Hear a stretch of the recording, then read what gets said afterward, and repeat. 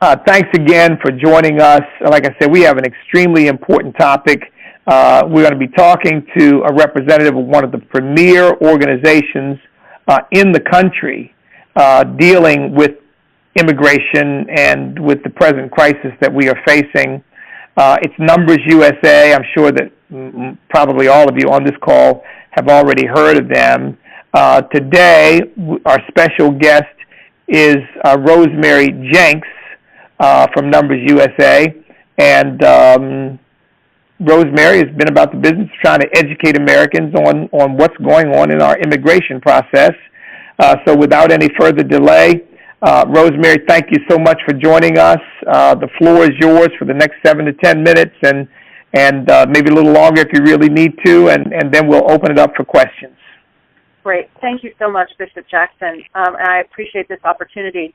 We really are in a national emergency right now. And as usual, our politicians do not seem to be up to the task. So I certainly have some actions that I will ask you all to take. But let me just sort of do an overview of what's actually happening with the crisis on the border. First of all, when President Obama took office in 2008, he almost immediately stopped doing interior enforcement of our immigration laws. In other words, workplace enforcement and normal enforcement actions to identify, detect, and remove the illegal aliens who are already in the United States. He maintained some degree of border security, and of course we all heard the border's more secure than ever and all of that, which we know now is nonsense. But beginning in early 2012, President Obama was told by his advisors that the number of OTMs other than Mexicans, primarily Central Americans, coming across the border illegally was surging. He ignored that because he was in the middle of his re-election campaign. It wasn't convenient for him to think about. And, of course, he was dedicated to getting comprehensive immigration reform or amnesty passed the following year. So the warnings continued all through 2012, all through 2013, and the numbers are stark. In 2011, about 6,000 so-called unaccompanied alien children from Central America crossed into the United States illegally. By 2014, as of June, that number had hit 57,000. 57,000 unaccompanied alien children from 6,000 3 years previously. All this time, the administration was being warned. When Breitbart Texas finally broke the story in May of this year, Obama immediately said, hey, it's not my fault. The problem is there's this 2008 trafficking law that President Bush signed. That's the problem. It's tying my hands. I had nothing to do with it. Well, as it turns out, that's not true. In fact, only 20% of all the illegal aliens crossing our southern border are these so-called unaccompanied alien children. So the trafficking law what it basically says is that unless you're from a contiguous country, if you're an unaccompanied alien child, which is defined as someone unlawfully present who is a minor and who does not have a parent or other legal guardian in the United States, and who is potentially a victim of trafficking, it puts those people into a whole separate, long, drawn-out process for removal where they go before an immigration judge and they get a chance to apply for asylum and so on. All the rest, anyone who doesn't fall under that law can be pretty much immediately removed. So if we know that only 20% of all the people crossing illegally are these so-called unaccompanied alien children, we have to ask, why aren't the other 80% being deported? And they're not. Instead, they're being given a notice to appear, which is what they call permisos, and they're being given bus tickets to wherever they want to go in the interior of the United States. This includes family units, where there's one or both parents with their children, and it includes adult illegal aliens. They're being handed a bus ticket and told, go on your way, and when your date comes up, show up for your removal hearing, which, of course, most never do. So the fact is that President Obama simply does not want to enforce the law. That's very clear. The reason that especially the younger people, the minors, are coming across is because, A, President Obama has stopped enforcing the law in the interior of the country, so every person around the world knows if you can get past the border, you're safe.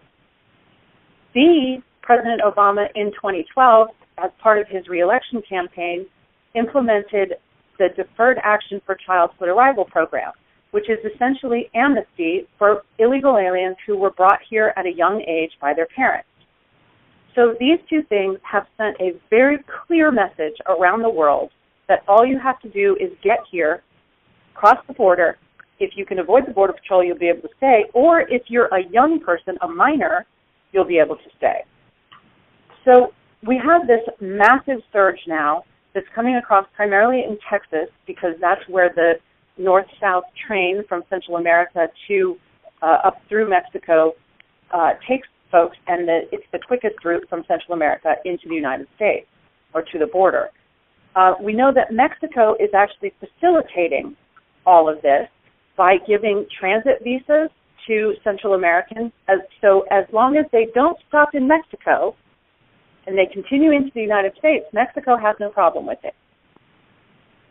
So basically, Obama blames this 2008 law that affects only, and by the way, when I said that the definition of an unaccompanied alien child is that the child does not have a parent or legal guardian in the United States, the Department of Health and Human Services has testified before Congress that they have released 55% of these unaccompanied children to their parents living illegally in the United States. Another 30% were released to a close family member living illegally in the United States. So that's 85% who we know do not fall under the definition of this 2008 anti-trafficking law. So the numbers don't bear out what President Obama is saying. So then we ask, well, what's the response of the House and the Senate? Well, President Obama told the House and the Senate, none of this is my fault. We need to change that law. Oh, and by the way, I need $3.7 billion to handle the situation. Not to stop it, but to manage it, to take care of the children, to provide the bus tickets for the adult illegal aliens. So the Senate has introduced and is going to try to pass an appropriations bill that gives the president $2.7 billion. The Senate reduced the numbers a little bit, but still, it's pure funding, doesn't require any changes in the law, doesn't ask the president to stop the problem at all. The House, on the other hand, apparently House Republicans bit hook, line, and sinker when President Obama said, it's not my fault, it's the 2008 law. So the House is proposing, and this is supposed to be released today, a bill that gives the president $659 million, far short of what he asked for, but then it makes changes to the 2008 law. Unfortunately, though, a staffer of Speaker Boehner, Becky Talent, who used to work for John McCain, has written the changes to the 2008 law, and they make the problem worse. They will actually increase the crisis. The bill also provides funding to put the National Guard on the border. That's a good thing. However, it's not going to solve the problem. In the meantime, the president is already threatening to expand his illegal Deferred Action for Childhood Arrivals program to parents of those children and to other illegal aliens. So at the same time that Congress is essentially caving in to the president's demand that he not be forced to obey the law, he's threatening to go even further in not obeying the law and, in fact, giving more amnesty to illegal aliens.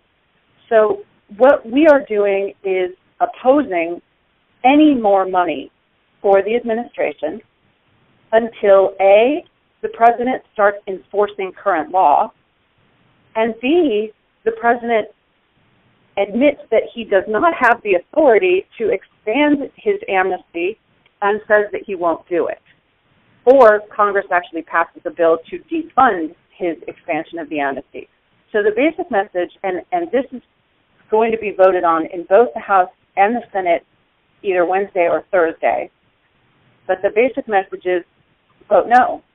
You cannot give this president more taxpayer dollars to continue this surge of illegal immigration. He has, current law gives him all the tools he needs to actually stop the flow if he wants to stop it.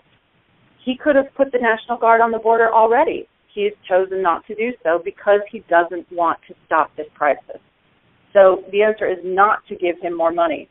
And we are going to need all the help we can get in calling members of the House and members of the Senate to say vote no on all of this. So I will leave it there, and I'm sorry if that was somewhat disjointed. It's been a crazy day. No. That was perfect, and thank you, Rosemary. We appreciate that. Folks, if you have a question, please press *6 and get in queue. This is a major issue that our country is facing right now, and we need to be informed about it. We need to understand it. We need to be able to speak intelligently to it. And there's so many ways to come at this, but let me start. We've got people lining up to ask questions now. But Rosemary, let me start with this. Why are Republicans prepared to give this president any money? If some of your people are working up on Capitol Hill, what are they hearing that would make them willing to give this president any money when they've said repeatedly they don't trust the president to implement the law as it's stated, and he's made clear he's not interested in doing that. He just wants to do what he wants to do. So what's going on in their thinking? Well, unfortunately, they're kind of in an echo chamber in Washington. You know, they don't actually hear what's going on in the real world. Americans are furious that they would even talk about giving more money to this president to continue the lawlessness. But Republicans are terrified of immigration. They're afraid that if they go home for the August recess without having handed over, millions of dollars and made these changes to the law that supposedly are to blame, that the American people will be angry at them. What they're not hearing is that we're angry now. We don't want that money to go to this president. The president should start enforcing the law. And remember, the Senate amnesty bill that was passed last year is still sitting there in the Senate. So if the House of Representatives passes any changes to immigration law, so that bill, this emergency supplemental, can actually be conferenced with the Senate amnesty bill. It's a huge risk.